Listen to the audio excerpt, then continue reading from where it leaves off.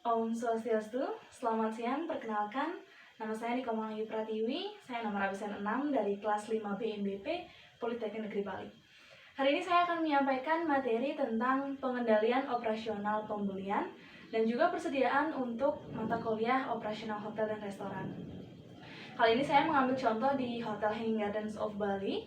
Ada 3 hal yang akan saya bahas hari ini, yaitu pengendalian persediaan di Hanging Gardens of Bali, kemudian tentang cost control, serta pengendalian personalia. Langsung saja masuk ke materi yang pertama, yaitu bagaimana pengendalian operasional penerimaan dan pengeluaran material di Hotel Hanging Gardens of Bali. Jadi secara umum ada 6 hal yang dilakukan pada bagian pergudangan atau purchasing di Hanging Gardens of Bali. Yang pertama adalah pemesanan. Hal ini dilakukan oleh pihak purchasing kepada supplier yang dituju dengan menggunakan administrasi berupa formulir bernama Purchase Requisition Form. Kemudian yang kedua adalah penerimaan, yaitu proses penyerahan material yang sudah dipesan sebelumnya dari pihak supplier kepada purchasing yang ada di hotel tersebut, yang meliputi pendataan jumlah dan mutu material. Kemudian pencatatan jumlah barang serta jenis dan material yang masuk agar dipastikan sudah sesuai dengan data sebelumnya. Kemudian yang ketiga adalah penyimpanan, yaitu proses penyusunan material yang diterima sesuai dengan standar serta tempat dan jenis barang. Contohnya, daging ayam harus disimpan dan disusun rapi di dalam freezer box agar awet. Kemudian yang keempat adalah pemeliharaan, yaitu kegiatan perawatan material agar kualitasnya tetap terjaga dan tetap bisa digunakan untuk membuat produk yang berkualitas. Dalam hal ini, barang yang masuk lebih dulu harus dikeluarkan dan didistribusikan lebih dulu, karena terkait tanggal kedaluarsa material. Kemudian yang kelima adalah pendistribusian, yaitu proses penyaluran material yang ada di gudang kepada bagian atau departemen lain yang membutuhkan dengan penyerahan formulir Purchase Requisition. Dan yang terakhir adalah pengendalian, yaitu proses pengawasan atau pergerakan keluar masuknya barang dari gudang ke masing-masing departemen agar jumlah persediaan diketahui dengan pasti. Kemudian nanti itu akan berguna untuk menentukan EOQ dan kemudian melakukan pemesanan kembali. Kemudian pengendalian operasional baik penerimaan maupun pengeluaran material di hotel ini tentu dilakukan dengan standar prosedur yang sudah ditetapkan dan pada umumnya menggunakan formulir berupa purchase order sebagai media untuk mengecek keadaan barang serta jumlah yang diterima dari supplier maupun jumlah yang didistribusikan kepada bagian atau departemen lain. Proses pengendalian melalui pencatatan dan pengecekan ini dilakukan agar barang yang diterima dan yang akan disimpan ke gudang adalah barang yang sesuai dengan spesifikasi barang dalam kontrak pesanan atau pembelian sebelumnya, sehingga bisa langsung disimpan di dalam gudang sesuai dengan rak penyimpanan. Secara umum proses pengendalian barang itu dimulai dari penerimaan barang sesuai dengan daftar penyerahan barang untuk gudang dan memasukkan seluruh data barang satu persatu ke dalam sistem pencatatan. Kemudian selanjutnya melakukan proses penyimpanan barang, pemeriksaan teratur terkait kondisi serta jumlah barang yang ada di gudang, dan selanjutnya adalah penyerahan atau pendistribusian barang kepada departemen yang memerlukan barang. Kemudian kita masuk ke topik yang kedua, yaitu model perhitungan tentang pengendalian biaya atau cost control. Jadi cost control merupakan suatu upaya yang dilakukan oleh manajemen agar tidak terjadi penyimpangan pada sistem keuangan. Intinya cost control adalah suatu penghematan biaya yang dilakukan oleh perusahaan untuk menyeimbangkan anggaran. Kemudian untuk menentukan harga jual suatu produk, selain menghitung biaya bahan, alat, dan sumber daya yang diperlukan untuk produk tersebut, tentu kita harus menganalisa pesaing kita. Apalagi ketika kita baru memulai sebuah bisnis.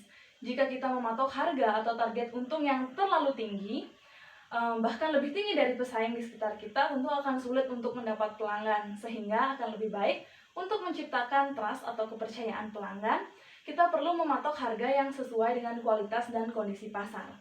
Selain itu, pengendalian biaya juga dapat dihitung dengan metode EOQ atau Economic Order Quantity. Ini adalah sebuah metode perhitungan yang digunakan untuk menentukan jumlah optimal pemesanan suatu barang dan dinyatakan dengan rumus 2 kali R kali S per P kali I, yang R menyatakan jumlah barang yang dibutuhkan, S menyatakan biaya pemesanan, P menyatakan harga beli per unit, dan I menyatakan biaya penyimpanan per unit. Contohnya, Restoran yang terdapat di Hanging Gardens of Bali, yaitu Ayong Restoran, memerlukan material bahan baku sebanyak 200.000 units. Untuk biaya bahan baku per unit adalah Rp5.000. Biaya pesan untuk setiap pemesanan adalah Rp100.000 dan biaya penyimpanannya sebesar 10%. Tentukan economic order quantity-nya. Jadi, R sama dengan 200.000, S sama dengan 100.000, dan P sama dengan 5.000, serta I sama dengan 10%.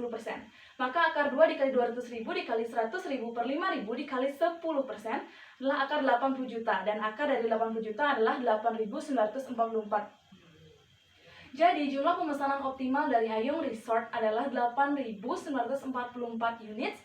Dan untuk menentukan berapa kali pemesanan dalam setahun, yaitu dengan 200.000 dibagi 8.944 sama dengan 22 kali pemesanan.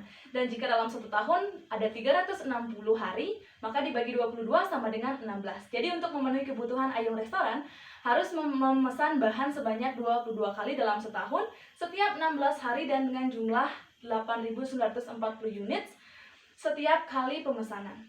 Kemudian kita akan masuk ke materi yang ketiga, yaitu pengendalian personalia. Personalia ini merupakan hal terkait sumber daya manusia yang ada di dalam Hotel Hanging Gardens of Bali, yang mana pengendalian personalia merupakan bentuk pengendalian yang dilakukan oleh manajemen hotel, dalam hal ini Hanging Gardens of Bali, untuk berusaha membangun kecenderungan alami dari masing-masing karyawan untuk memotivasi dirinya sendiri terhadap situasi kerja, sehingga masing-masing karyawan dapat melaksanakan dan menyelesaikan tugas yang diberikan oleh perusahaan dalam tujuan untuk mencapai apa yang sudah direncanakan perusahaan sebelumnya dengan baik, sesuai target, dan dengan hasil yang memuaskan. Hal ini dapat dilakukan dengan beberapa hal. Yang pertama adalah pembagian kerja yang sesuai dengan kompetensi karyawan. Kemudian yang kedua adalah penyesuaian jumlah karyawan di setiap bagian. Yang ketiga adalah kehadiran seorang supervisor. Jadi, supervisor ini akan memberikan bimbingan dan pelatihan serta motivasi dan juga mengontrol kerja bawahannya. Selain itu, tentu dengan berfokus pada hal positif yang dilakukan oleh karyawan, seperti memberikan penghargaan atas pencapaian mereka untuk perusahaan. Dan hal ini akan membantu setiap karyawan untuk memahami tujuan perusahaan dan apa yang harus dilakukan untuk mencapai tujuan tersebut. Sehingga akan menciptakan yang namanya self-control atau kontrol diri. Jadi ketika karyawan melakukan pekerjaan dengan baik, maka mereka dapat mengapresiasi dirinya sendiri dan akan bangga atas pencapaiannya tersebut, sehingga karyawan akan lebih semangat. Sekian presentasi saya hari ini, sekian materi yang dapat saya bawakan hari ini. Kurang lebihnya saya mohon maaf jika ada salah kata. Saya tutup dengan Tram Santi. Om Santi Santi Santi Om. Selamat siang.